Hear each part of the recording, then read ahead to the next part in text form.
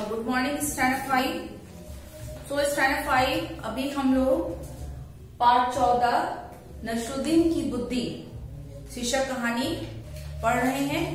और आपने इस कहानी में देखा कि किस तरह नसरुद्दीन अपनी पत्नी के कहने पर अपना व्यापार शुरू करता है। तो चलिए कहानी के आगे देखते हैं कि क्या उसका व्यापार सही है, उस व्यापार से वो धन कमा पाता है या नहीं। Page number 91।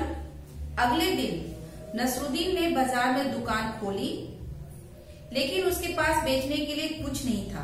दुकान के एक कोने में केवल मिट्टी का एक मटका रखा था।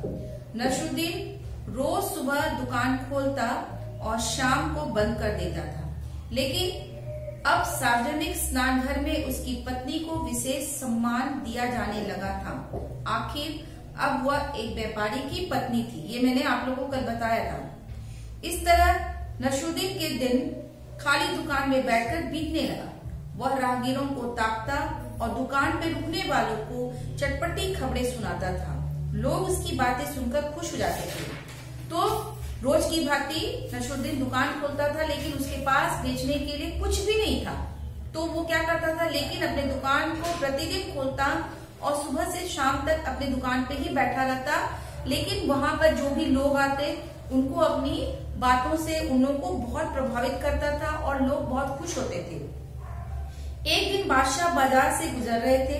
वे आश्चर्य में पड़कर नसरुद्दीन की दुकान पर रुके और बोले, यह क्या, हमारा चतुर नसरुद्दीन दुकान पर, और वो भी बिना माल सामान के। अब एक दिन राजा वहां से गुजर रहा था तो उसने देखा कि नसरुद्दीन की दुकान है, लेकिन उसने क्या देखा कि दुकान तो है लेकिन दुकान में एक भी सामान नहीं था। नसरुद्दीन हाजिर जवाब था, तुरंत बोला, श्रीमान, बुद्धि से बढ़कर क्या माल हो सकता है।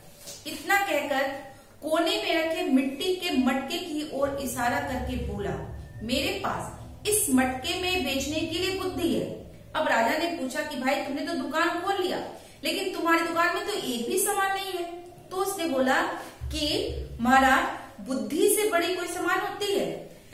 और उसने क्या किया, अपने मटके की ओर इशारा करते हुए कहा कि इस मटके में बेचने के लिए क्या पड़ी हुई है, ढेर सारी बुद्धि पड़ी हुई है।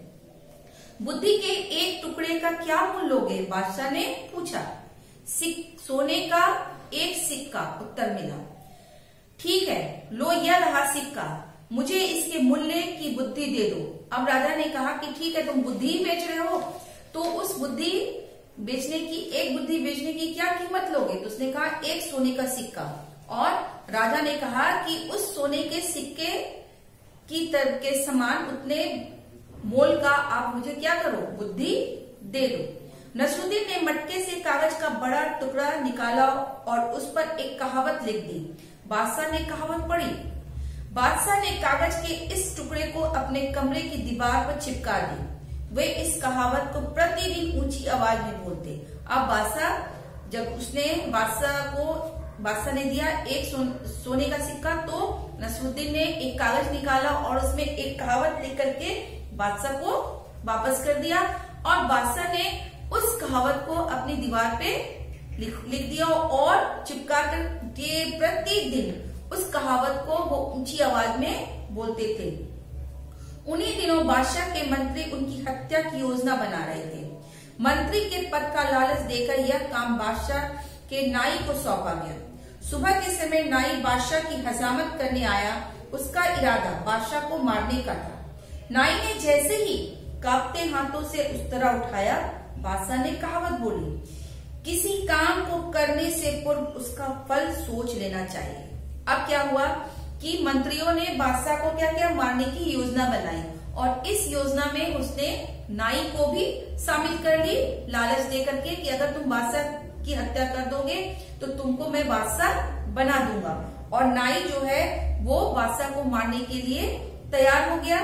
और नाई जो जैसे ही उस तरह जो होता है, नाई लोग के हाथ में जो हजामत बनाते हैं उनके हाथ में उस तरह होती है जिससे वो दाढ़ी बनाते हैं, वो लेकर के बादशाह के पास जाता है। तो बादशाह वही कहावत जो उसने एक सोने के सिक्के में खरीदी थी बुद्धि, वो पढ़ने लगता है कि किसी काम को करने से पूर्व उसका फल सोच लेना चाहिए।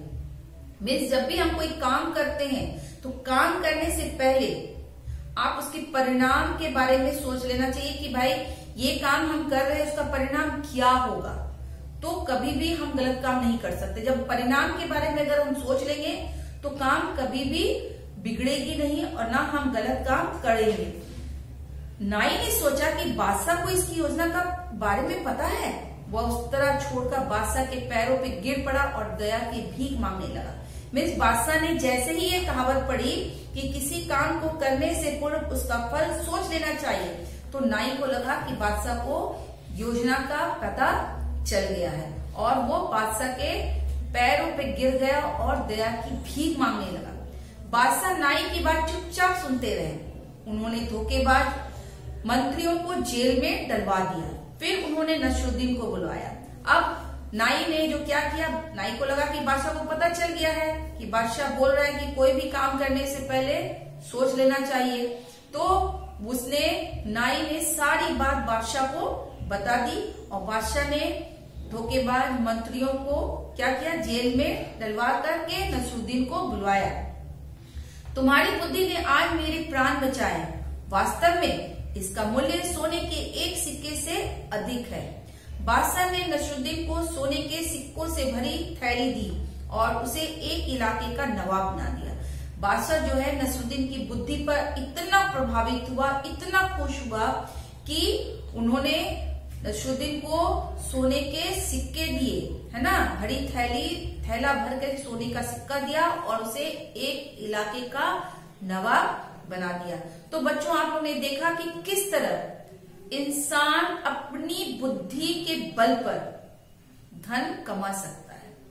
इसीलिए कभी भी जहां भी बुद्धि मिल रही है आप उस बुद्धि को अपने में समेट लीजिए, क्योंकि बुद्धि आप जितना लेंगे वो उतनी ज्यादा बढ़ती जाएगी। और बुद्धि ही एक ऐसा धन है जिसे ना तो चोर चोरी करके ले जा सकता है, ना कोई आपसे छीन सकता है। इसे आप जितना बांटोगे ये बुद्धि उतनी ही आपकी बढ़ती जाएगी। तो हमेशा याद रखिए कि बुद्धि से बड़ा कोई धन नहीं है। इसलिए इस बुद्धि को आप जितना अर्जित कर सकते हैं आप अर्जित करते चले जाइए। तो इस तरह ये पाठ जो है हम लोगों को एक सीख देता है कि धन का महत्व उतना नहीं है जितना महत्व हमारी बुद्धि का।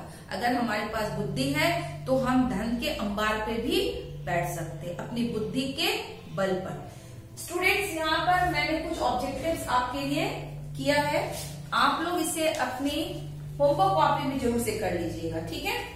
सबसे पहला है ऑब्जेक्टिव में सही उत्तर पर सही का निशान लगाएं। नसरुद्दीन कहाँ का निवासी था? तो नसरुद्दीन जो था वो तुर्की का निवासी था। अगर ऐसा नहीं हुआ तो मैं डैश छोड़कर चली जाऊंगी। कहा? घर छोड़कर चली जाऊंगी। किसने कहा था? नसरुद्दीन की पत्नी ने। थर्ड नंबर, पत्नी समझ गई कि सिर्फ डैश का ही महत्व है। क्या किसका महत्व था? व्यापारियों का। और नंबर 4 में नसरुद्दीन की पत्नी सार्वजनिक स्नान घर से बहुत गुस्से में लौटी, क्योंकि वहां के कर्मचारी उसको एक स्नान घर से दूसरे स्नान घर घुमा रहे थे। क्वेश्चन नंबर 3 में सही के आगे सही और गलत के आगे गलत का निशान लगाएं। नसरुद्दीन पैसे लेकर लोगों को सलाह देता था। सही है या गलत? ये गलत है। नसरुद्दीन ने व्यापार करने के लिए अपना गधा बेच दिया था। सही या गलत?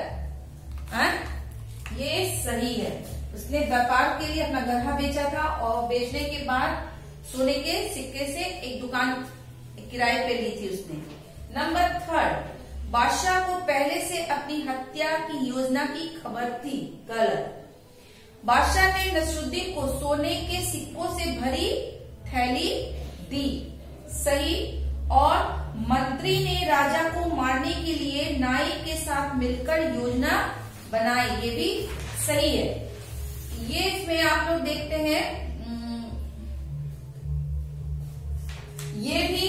ये गलत ही होगा। उसने अपनी गधा नहीं बेचा, रास्ते में एक गधा उसे मिला, उसे वो क्या हुआ, व्यापारियों के हाथों बेच दिया।